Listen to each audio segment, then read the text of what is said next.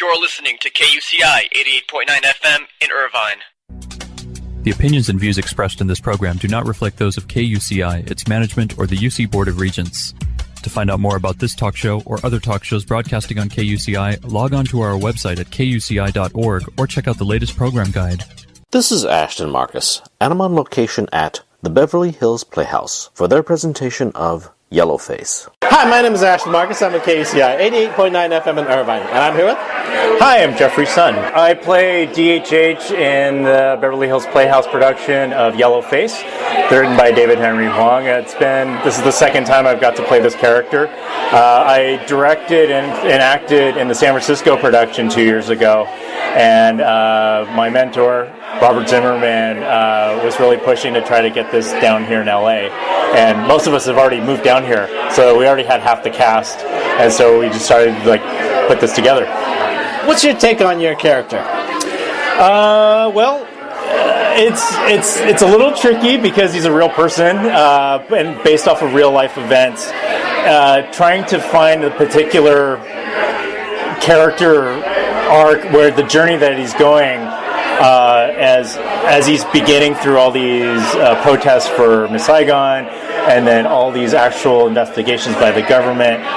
It was challenging for me to find what path he needs to take that tells the story. So with the help of Robert Zimmerman, we found it at the nick of time, pretty much. Originally, it was kind of comedic, slapsticky, nice guy, because that's my fallback. I tend to have a tendency of playing nice, and he just kept pushing me. He goes, "No, David Henry Hwang wrote his character to be an alter ego of him, so he's just got to be just mean, despicable, he's trying to save his own ass and try to cover himself and trying to keep his livelihood, in a matter of speaking, with all the stuff that's happening." If my viewers decide to come out and see this piece, what should I expect to see?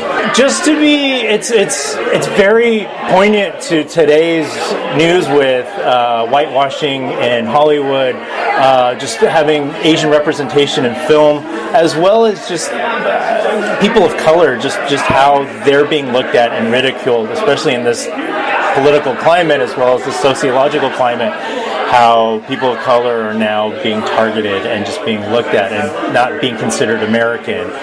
I think even though this play was written 12 years ago, it's still so relevant right now. And so I think it's informative. I mean, for the folks that come see it, you'll be entertained. It's funny, it's heartbreaking, it's heartfelt, but you get to learn some history as well, and then get to learn this conversation that we're having. Do you know there's a movie coming out, Crazy Rich Asians? They were going to have a white woman as the lead actress. I did not know that. Wow, that would have been an entirely different movie, and I think there would have been another protest and uproar about it. Because I've read the books, I haven't seen the movie yet, but I mean it's an all these Asian characters, so I don't understand why that. I do understand that's what Hollywood want. So I don't know. That would fuel the fire for me if that was the case. But I'm very happy for the cast and crew of Crazy Rich Asians to open next week and just have an all Asian cast. So it's a very important time too. Well, I love the piece. I looked at it basically. It was a very deep look at Henry, and also it had a very strange type of humor. I wouldn't call it racist. I would call it very sardonic, very very very kind of smarmy. I wouldn't call it dark. It was kind of like it was like in your face. It was like, it wasn't profanity. It was just, hey, this is just ridiculous. Look how ridiculous life is. Look how ridiculous this is treating me. You know what I mean? Mm-hmm. Oh, absolutely. And then we were able to fish out some more moments where it wasn't written in the script, but we're like, this is an opportunity we could totally use. But yeah, he essentially wrote this piece just flipping everything on its end, right? And then you understand it makes no difference. Or it's like, hey, we're making, we're being insensitive to everything. How stupid does that look? So I really enjoy his works, and this one in particular is just amazing. Well, I really enjoyed your performance. You were fantastic. You were very funny. I was very entertained, and I just loved the piece. Thank you so much. Appreciate it. Yeah. Thank you very much for being on the show. Yeah. Thank you. Hi, my name is Ashton Marcus. I'm with KUCI 88.9 FM in Irvine. Well, thank you so much for coming over, and thank you very much for taking the time to interview us. I really appreciate that. Great, and I'm here with? Firescape Productions, Beverly Hills Playhouse. My name is Alfonso Faustino, and I'm one of the actors in Yellowface, David Henry Hwang's Yellowface. And I'm an actor here in the Los Angeles and San Francisco area. Okay, and which character you play tonight? I play several characters, but the main character I play is Henry Y. Hwang, David Henry Hwang's father. And that's one of the characters, and I play a variety of other characters throughout the show. What's your take on that character, or your favorite characters? It's definitely the father, because I think the father reminds me of my own dad. And the reason being is that my father was also a lot like Henry Y. Hwang, in that he always said you have to think positive. America is like the best country in the world. You'll never find another country as great as America. And if you work hard, study hard, and pursue your dreams, you'll get there. So Henry Y. Hwang is definitely my favorite character because he reminds me a lot of my dad.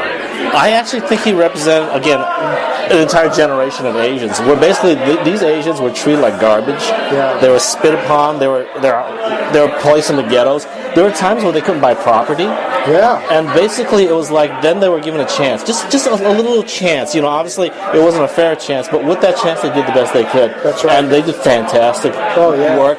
But again, they were basically working for a country that didn't accept them. It was That's right. they would always be second class, but they did the best they could with their lives.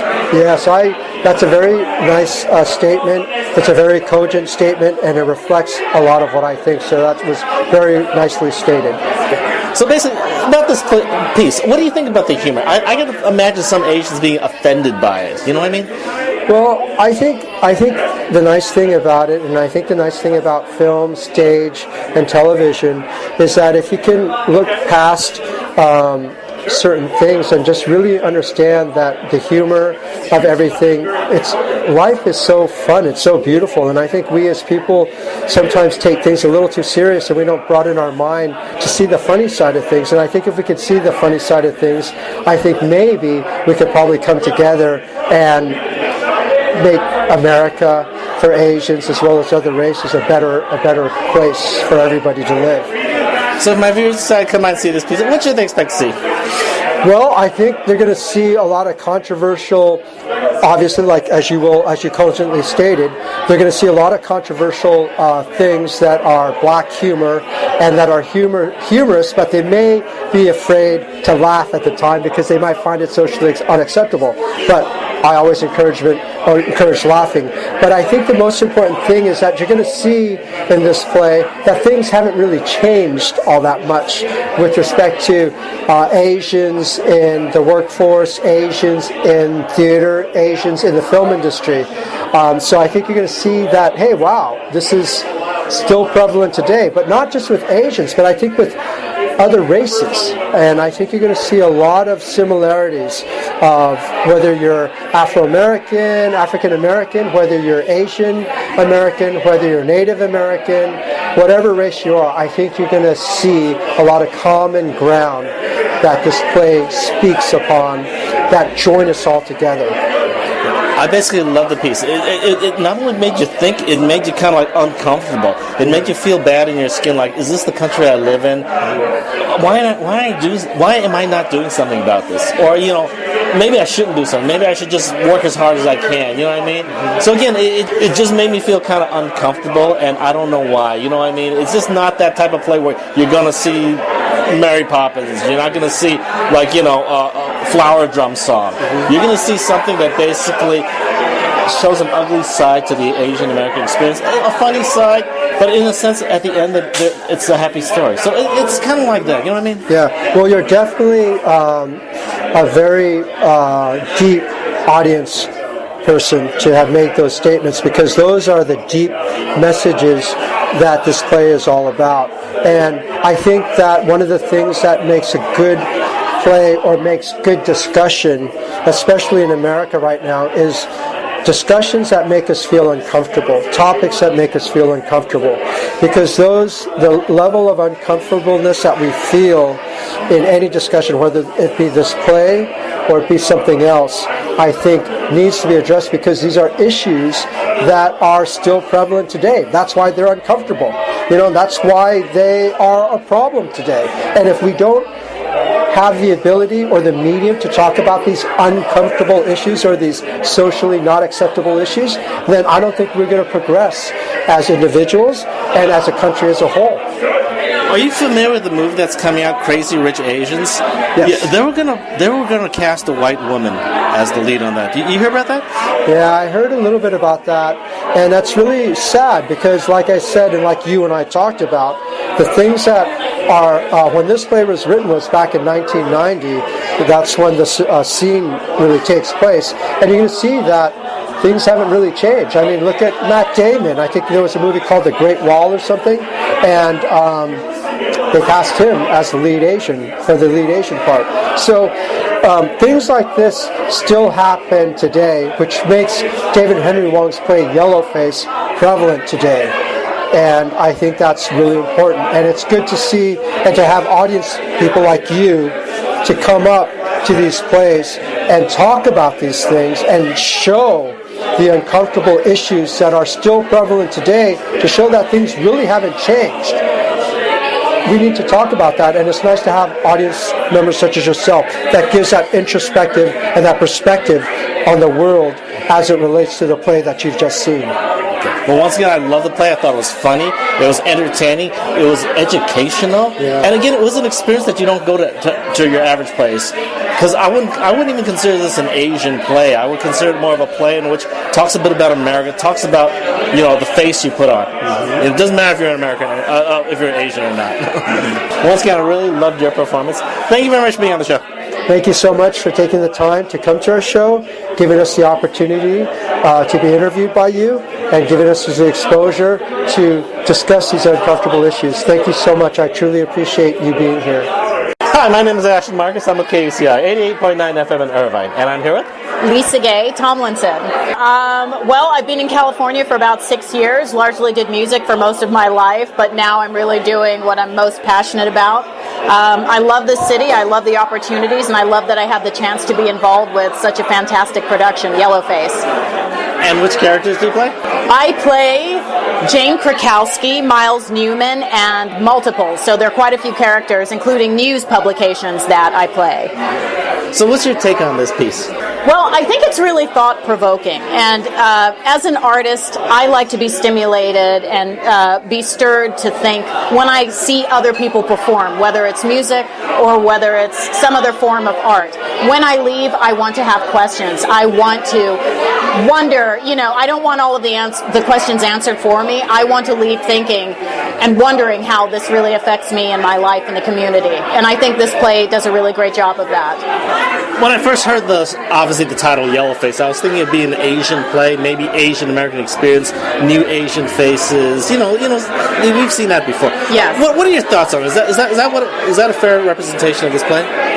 I think it's most likely it's going to be not what people expect, and probably at first blush or maybe halfway through the production, people aren't sure how to take it, because we kind of put everything out there, and we're addressing stereotypes, and we have non-traditional actors of different races playing, Asian and white characters, which I think is a great thing that they've done with this play.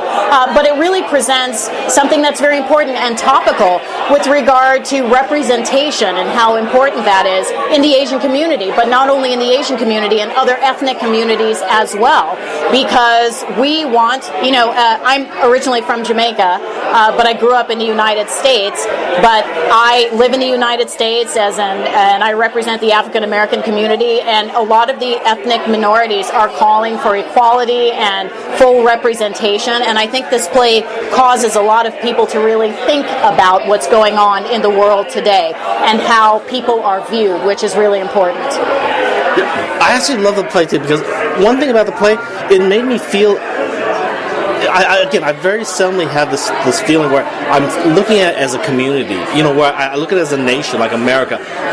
I'm a part of America. Is this my America? is this me? And again, it is me, but it's something very uncomfortable. You know what I mean? Yes. Yeah. That's a part, coming from another country, it gives me the appreciation of knowing a separate culture, but I believe I have assimilated into this culture. But the culture of the United States, I think there are many cultures in the United States. Can we do better? Absolutely, we can do better. There are a lot of great things about this country and its people, and there are a lot of opportunity areas that this country can work on, as well as some of the people. But there are way too many people. It's not really a homogenous society. You've got you've got micro groups that operate under their own paradigm. So it's kind of tough to say, is this America?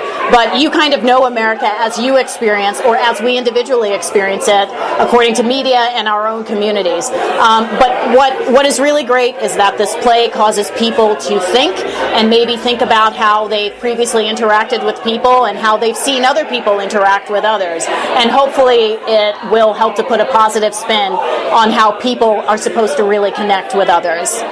What are your thoughts on the humor here? Because again, the way I look at it, if you were an Asian person or you were a non-Asian person, you would be seeing two different plays right now. But again, you would laugh. But the humor would be kind of different. What are your thoughts on the humor? I think it's a very cleverly written play. And of course, I'm not Asian, but I believe that the writing is pretty spot on. And theater is going to be an individual experience to many different people. We have to take away from it what we take away from it according to our own experience. So hopefully, if it doesn't make you laugh, I'm going back to hopefully it makes you think. But I personally think it's a very well-written play that causes you to just take pause and say, what exactly is the message here? What are we saying? Are there improvements that we have to make as a society, as a whole, and even the individual communities? So I loved it. Well, I loved it also. I also loved your performance because you played so many roles and you shifted into different skins, you might say. Yes. So I thought you did a fantastic job. Well, I appreciate that very much, and I had a lot of fun with it. And all my life, this is what I know I was destined to do, because all of my life I've spent it stepping out of myself and trying to become different characters and mimic people, no matter who they are, on television or who I've heard on radio. And I've been able to do all of those things in a single production, which is so excellent.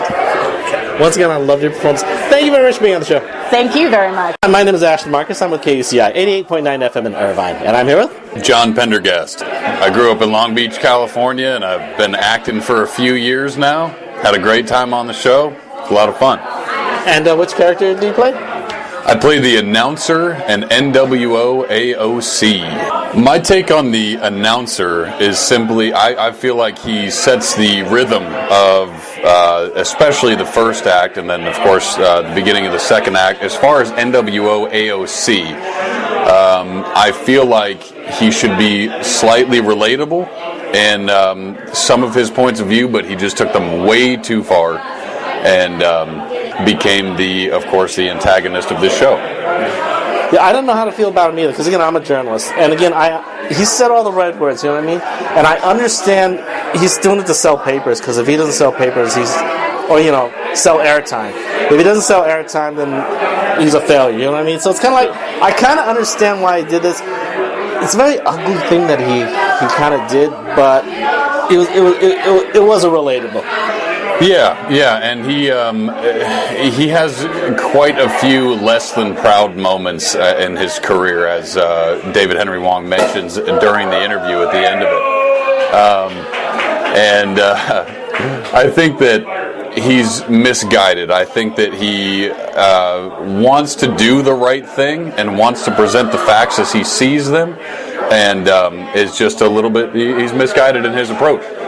If my viewers decide to come by and see this piece, what should they expect to see? They should expect to see something that is going to be entertaining. It's going to make you laugh, but it's also going to, I think, teach a few lessons as well. I think it exposes quite a few significant points, and it'll make you laugh. It'll make you cry. It's a good time overall. At least that's what I think. Yeah, I really enjoyed myself. Because again, you look at Asians. A lot of the Asian people think Asians are kind of like the model minority. Oh, they're all doing well. They're all doctors. They're all driving Mercedes-Benz. They all live in big houses. But there's a price that had to been paid for all that, and it's still being paid right now, and a lot of people just don't realize that. Yeah, absolutely. And I mean, with every good that somebody gets, I feel like is paid for by an equal or even greater, negative aspect to their life or their heritage or something that occurred in the past of that particular culture or group or something like that. And I think you're very right. While a lot of Asian Americans are very successful nowadays, there were a lot of problems, of course, in the history of America. Well, I loved your performance tonight. Because they needed obviously antagonists, anti-heroes, an anti-hero with such elegance, with such backbone and magnetism as your character was. I think you did a fantastic job. I appreciate that, man. I really do.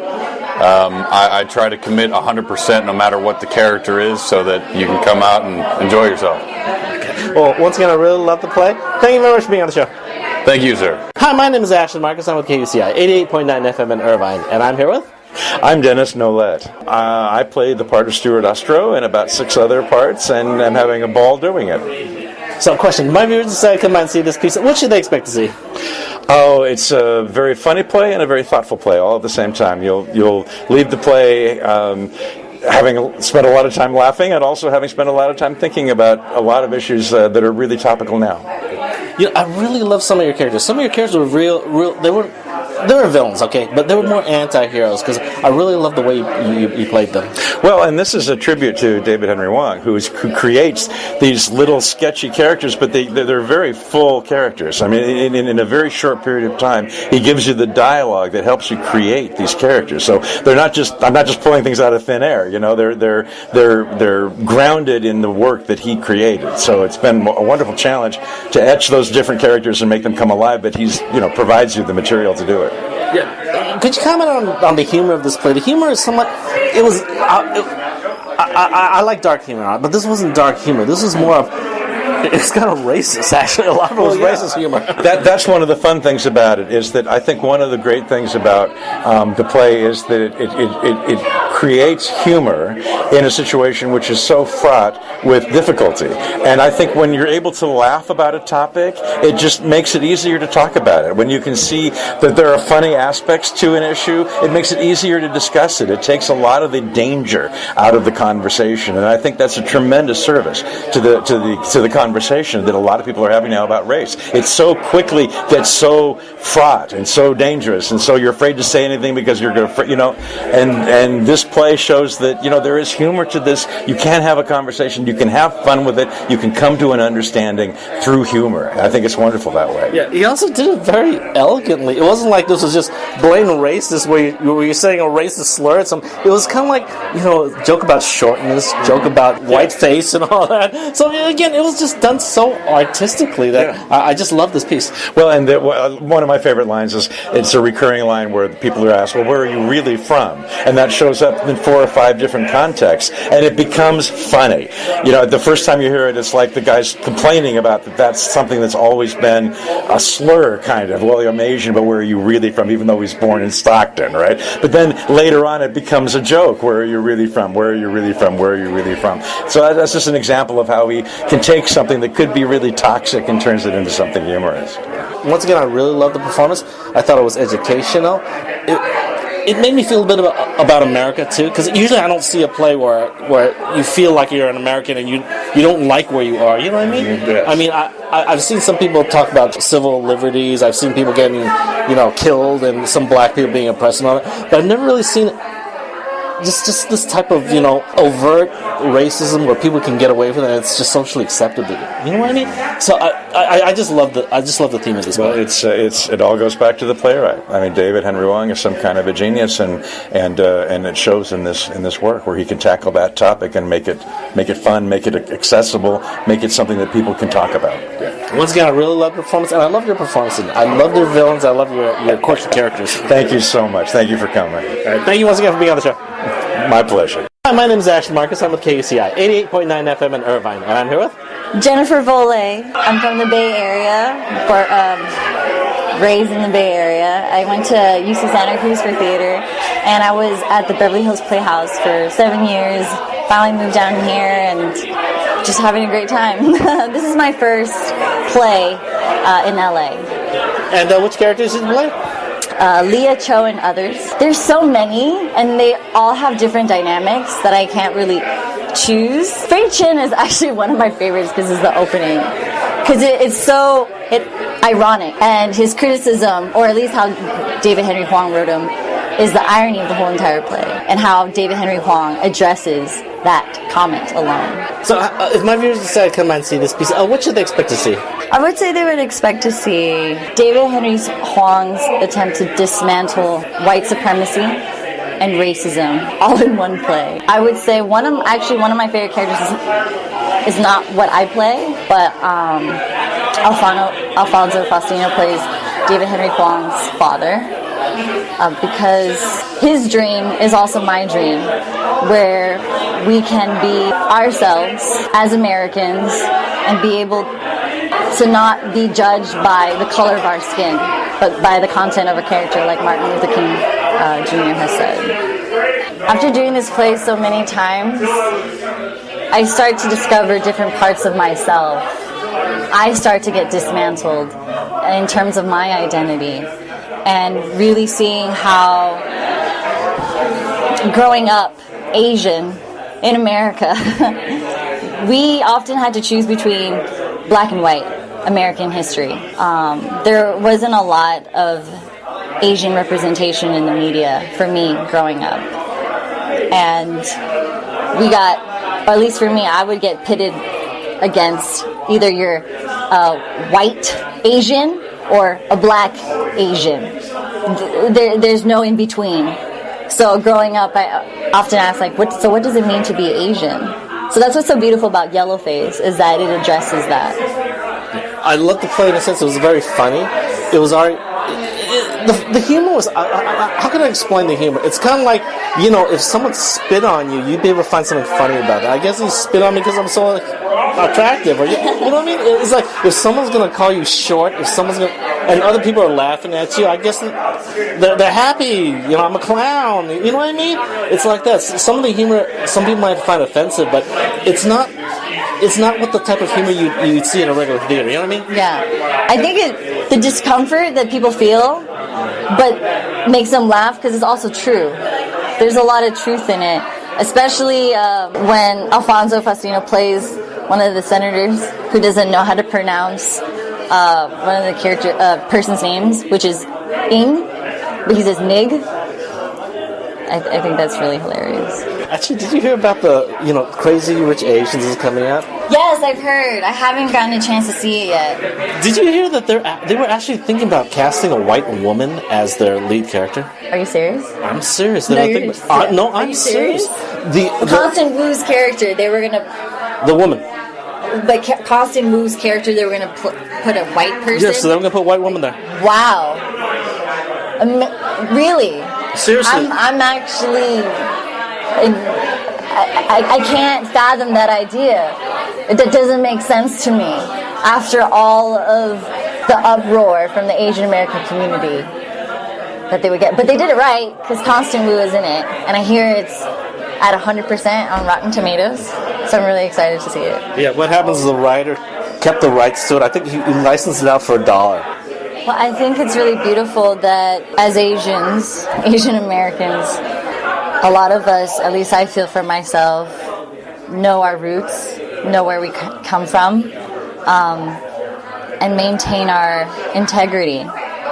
I think a lot of us, people of color, are tired of being erased by white supremacy. I actually foresee a really beautiful future where we all come together in solidarity to support each other.